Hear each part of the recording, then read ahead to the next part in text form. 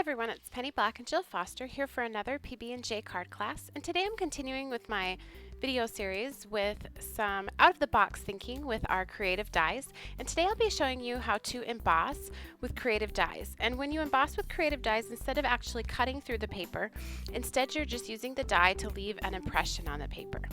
So this is the card that we'll be creating today. The die that we'll be embossing with is the No Two Alike creative die, but I'll also be using our Let's Chill transparent stamp set and embellishing the card with the Snowflake Duo stamp set. So to begin, I'm using this creative die, No Two Are Alike, and I'm putting it the cut side down onto Nina Solar White cardstock, so a nice thick cardstock. And I'm just going to use some painter's tape to hold that down, so just a removable tape. And the reason I'm taping this is with my machine, I like to run it back and forth a couple of times, and this way there won't be any shifting of the die on the paper. Now my cutting sandwich is with the Sizzix Big Kick, and I have it on tab 1. Then I put down a metal shim, my cutting plate, my die, and my paper. Then a rubber embossing mat, and then another cutting plate. And then I'm just going to run it through back and forth a couple of times. Now, whatever die cutting machine that you use will have a different sandwich, and even within the same die cutting machines, depending on how old your machine is, what type of paper you're using, you may just have to play around a little bit with shims and other things just to get it so that it does this, where you can see that it leaves the impression of the die but doesn't actually do the cutting. So I really love the texture that this provides to the card without any bulk, and I'm going to do some inking on top of this just to draw attention to that beautiful pattern in the background. So I'm using Memento inks, and I'm applying those with an ink blending tool with the foam pad or a sponge applicator. And I started with the love letter color, and then now I'm adding the Morocco. And for some reason in the video and the photograph, the difference in these two colors doesn't show up quite as well. There is a little bit more contrast between these two colors in real life than it ends up showing here on camera. And I'm just applying those, going back and forth between the two until I'm happy with the look and I feel like they blend from one into the next. And you can see, like up here, I'm going back in with that love letter and darkening it up and extending it beyond onto the Morocco color. Now I've cut a little snowbank just from white cardstock, and I'm putting a little bit of that love letter ink right on the top.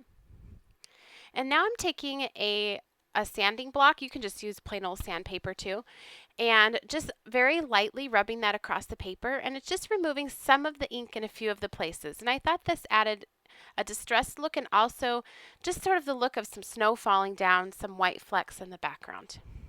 So now that I've finished the background, I'm going to work on my focal point image. This cutie is from the transparent set. It's a miniature transparent set, so it's a 3x4 set, and it is called Let's Chill. I'm stamping it onto Canson 140-pound watercolor paper, and I stamped it a couple of times in the MISTI so that that just stamped really well onto the textured cardstock. Now very carefully here, just for the face, I'm using my Copic markers, and I'm being careful not to let it touch that archival ink because that isn't a Copic friendly ink. But just for a little bit of coloring here, it wasn't a problem. I was able to avoid that and keep it from smearing. And now to coordinate the painting or the coloring on my image perfectly with the background, I'm just going to use those same inks. I'm pressing them onto my acrylic block. And I'm going to add one more color, and that's the color of Espresso Truffle. And then I'll just use that as a palette and apply them to the image using just a paintbrush and water. And this is just a great way to match up your background to your focal point image. And I find this works really well with the Memento inks as well as Distress inks. So I'll just speed things up here while I do a little bit of coloring.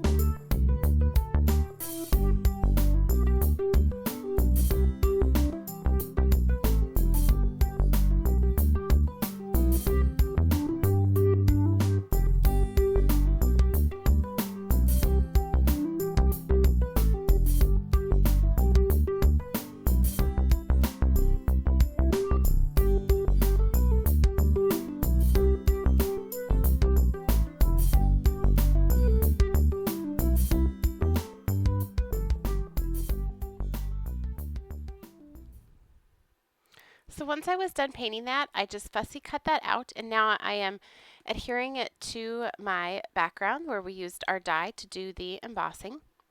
I cut another little snowbank to put down here at the bottom. Now for the little character, I used pop dots on the main portion of the body. Then the very base or the feet area, I used just liquid adhesive because the snowbank that's beneath it is already popped up, so it already has some dimension. And then this one I just used liquid adhesive too. And then to embellish this, I'm using the new Snowflake die from Penny Black. This is called Snowflake Duo.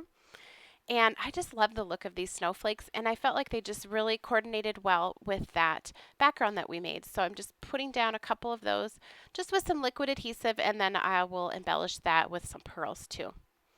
So to finish things off, I just added this to my note card, embellished with pearls and a little bit of twine. And here's a close-up of that really fun texture achieved by using our creative die as an embossing template, so to speak, for that background.